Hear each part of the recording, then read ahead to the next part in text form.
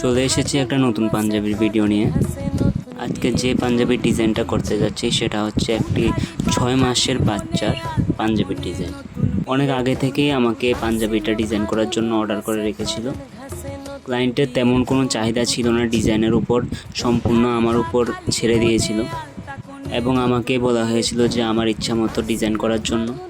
শুধু একটা মাত্র ইচ্ছাই ছিল ওনার, পাঞ্জাবিটার মধ্যে লেখা থাকবে মামার হাতের শাক ভাত।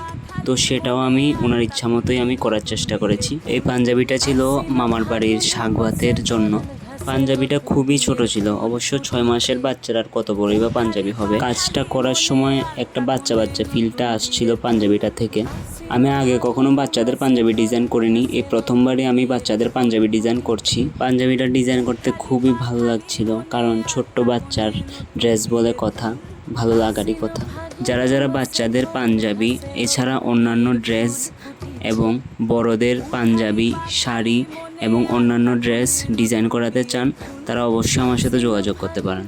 পাঞ্জাবির এক সাইড ডিজাইন করা কমপ্লিট হয়ে গেছে, আরেক সাইডে ডিজাইন করার সময় আমি ভিডিওটা করতে পারিনি। যাই হোক, আমার পুরো পাঞ্জাবিটা ডিজাইন করা কমপ্লিট হয়ে গেছে। এখন আপনারা দেখুন এবং বলুন কোন জায়গাটা ভুল হয়েছে এবং কেমন হয়েছে সেটা অবশ্যই আমাকে জানাবেন। আজকের জন্য এতটুকুই, দেখা হবে আবার নেক্সট ভিডিওতে। ততক্ষণের জন্য বাই।